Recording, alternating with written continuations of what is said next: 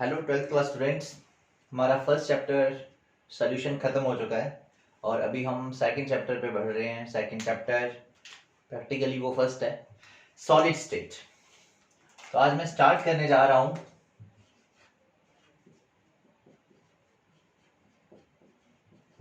Solid state. ठीक है, आपको पता है स्टेट्स ऑफ मैटर में 5 स्टेट्स होती हैं total: solid, liquid, gas, plasma, Bose and Einstein phase. अब ये आपके पास सॉलिड स्टेट हमने यहाँ पे पढ़ना है। ठीक है, तो सबसे पहले हमें सॉलिड्स के बारे में पढ़ना है। सॉलिड्स क्या होते हैं?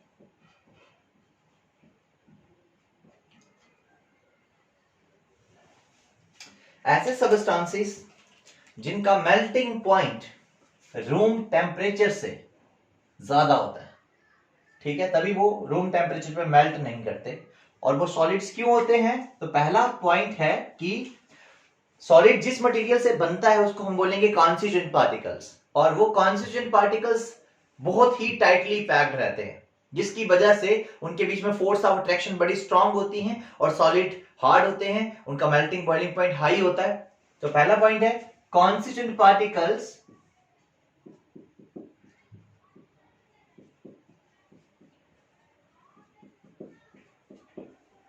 constituent particles are closely packed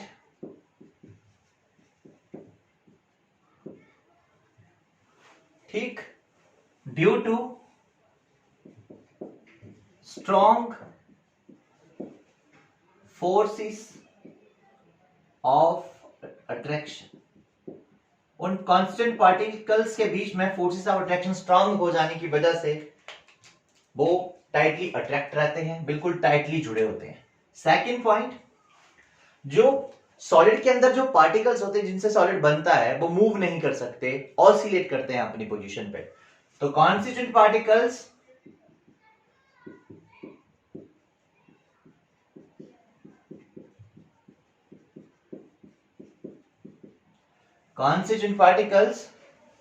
oscillate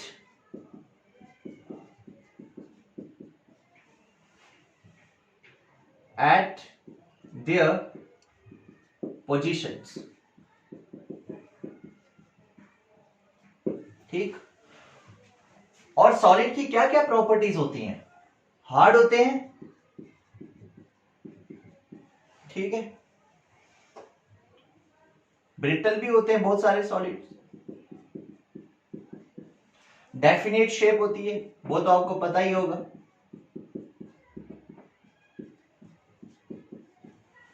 volume होता है,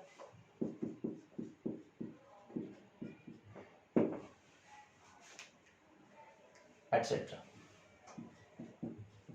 ठीक है, रिजिडिटी होती है उनमें एक, हार्ड होते हैं वो, जिसको रिजिडिटी भी बोलते हैं। ये कुछ सॉलिड्स की प्रॉपर्टीज हैं।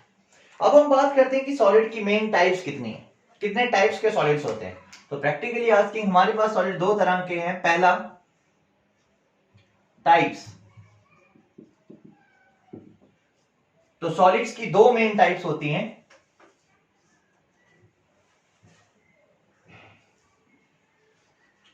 फर्स्ट टाइप इज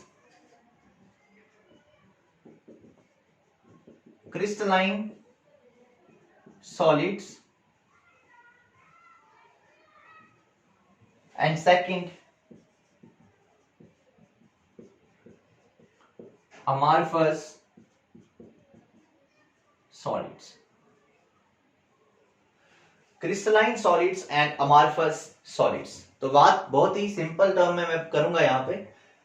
पहले तो मैं आपको इनका बेसिक डिफरेंस बताता हूँ। आप कभी भी जो नॉर्मल हम टॉक यूज करते हैं, पाउडर हाथ पे रखेंगे, रब करेंगे तो वो स्मूथ होगा वो, और अगर नमक ले लें और उसको करें तो डिफरेंस आएगा ना।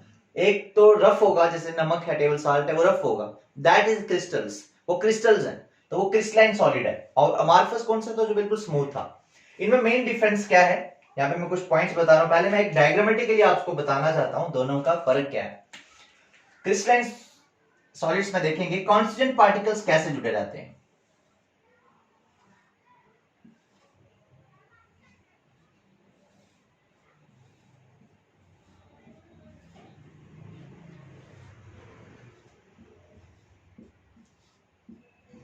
ये आपका एक क्रिस्टलाइन सॉलिड है। क्रिस्टलाइन सॉलिड में कॉन्स्टिट्यूएंट पार्टिकल बिल्कुल सिमेट्रिकली पैक्ड होते हैं। Constituent particles are symmetrically packed. Symmetrically packing का मतलब है कि जैसे हम बोलते हैं हमारा टाइप ए बी है, कोई ए बी सॉलिड है, ए के बाद बी, बी के बाद ए बी, यही पैटर्न फॉलो होगा, चाहे छोटी सी रीजन देख लें चाहे पूरा का पूरा क्रिस्टल देख लें। अगर यहां पे ए है, यहां बी है, A B A,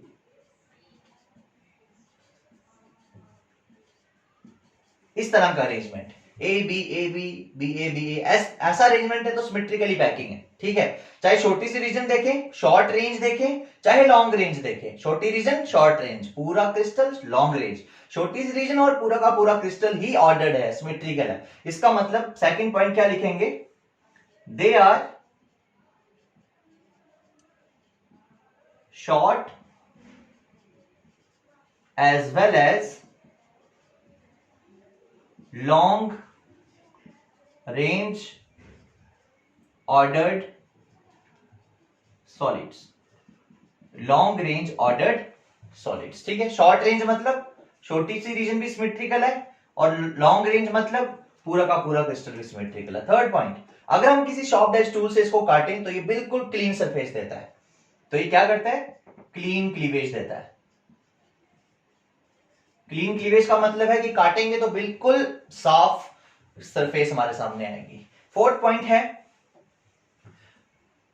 enthalpy of fusion, heat of fusion, enthalpy delta H fusion जो है वो इसका बिल्कुल फिक्स्ड होगा, पर्टिकुलर। हर सॉलिड का एक पर्टिकुलर, हर क्रिस्टलाइन सॉलिड का एक पर्टिकुलर हीट ऑफ फ्यूजन होगा, मतलब ये पर्टिकुलर टेम्परेचर पे मेल्ट होना स्टार्ट हो जाएंगे, लेकिन इनका नहीं होगा, उनके बारे में बाद में बात करता हूं मैं। एग्जांपल देखो इसकी, जितने भी मेटल्स हैं, मतलब जैसे सोडियम क्लोराइड है, एग्जांपल ले लो आप इसकी क्रिस्टलाइन सॉलिड की, सोडियम क्लोराइड, कॉपर सल्फेट, ये सारे ही इसी कैटेगरी के आते हैं। ये हो गया क्रिस्टलाइन सॉलिड। नेक्स्ट हम बात करेंगे अमार्फस की। अमार्फस सॉलिड में क्या होता है कि जो पैकिंग है वो अनसिमेट्रिकल होती है। अनसिमेट्रिकल का मतलब क्या है, अगर यहां पे ए है तो यहां पे बी होना जरूरी नहीं है, ए भी हो सकता है। यहां पे भी ए लिख दिया, यहां पे भी ए बी, ऐसा, इस तरह का अरेंजमेंट। तो क्या बोलेंगे यहां पे कि जो कॉन्स्टिट्यूएंट पार्टिकल्स हैं are constant particles are asymmetrically arranged।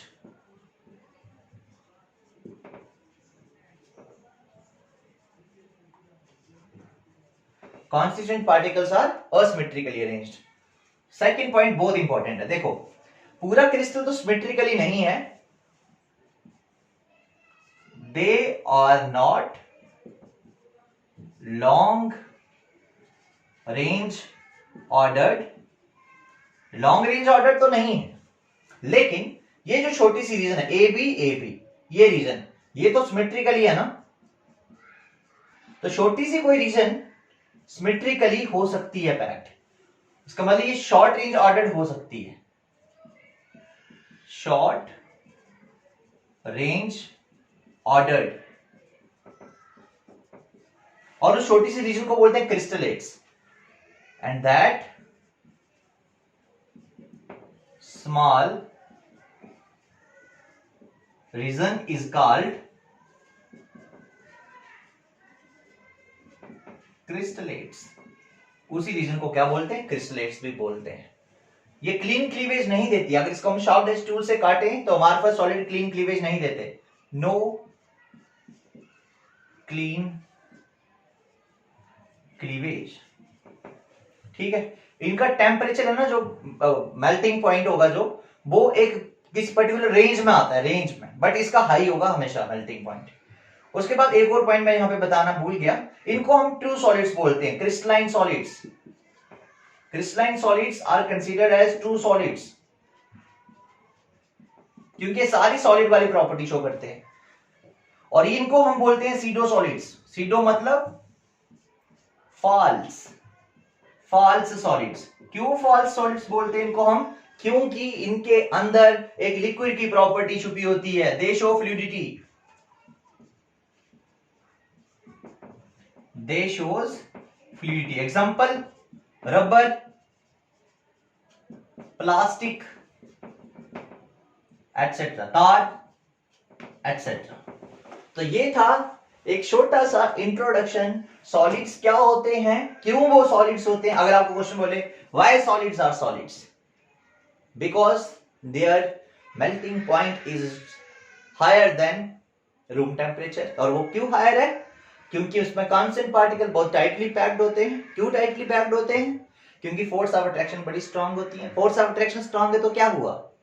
Melting और बॉइलिंग पॉइंट हाई हो गया। क्या दोनों तरह की क्रिस्टल्स का सॉलिड्स का बॉइलिंग पॉइंट हाई होगा? नहीं, क्रिस्टलाइन जो कि ट्रू सॉलिड्स है, क्योंकि हम सॉलिड की बात कर रहे हैं। ये तो फॉल्स है, अमार्फस। क्यों फॉल्स है? इनको ना, जैसे ग्लास भी इसकी एग्जांपल आती है। ग्लास एक लिक्विड है जिसको हम बोलते हैं super cooled liquid, super cooled liquid. तो ये इनके डिफरेंसेस आ गए। नेक्स्ट जो ये आपके पास क्रिस्टलाइन सॉलिड्स होते हैं, ये फर्दर 4 टाइप्स के हैं। ठीक है, किस बेसिस पे हम उनको कैटेगराइज करेंगे? देखो, मैंने बोला सॉलिड्स में कांस्टेंट पार्टिकल बहुत टाइटली पैक्ड होते हैं और फोर्स ऑफ अट्रैक्शन स्ट्रांग होती है। तो कौन सी फोर्स ऑफ अट्रैक्शन है? तो on the basis of their force of attraction between constituent particles, solids, crystalline solid, true solids are further classified into 4 categories. तो अगले लेक्चर में मैं वही वर्ड आऊंगा आप लोगों को कि जो क्रिस्टलाइन सॉलिड्स हैं उनकी फर्दर 4 टाइप्स कौन सी हैं। ठीक है, सो थैंक यू। तो आप इसको नोट कर लें। ये था हमारा introduction to the solid state. Thank you.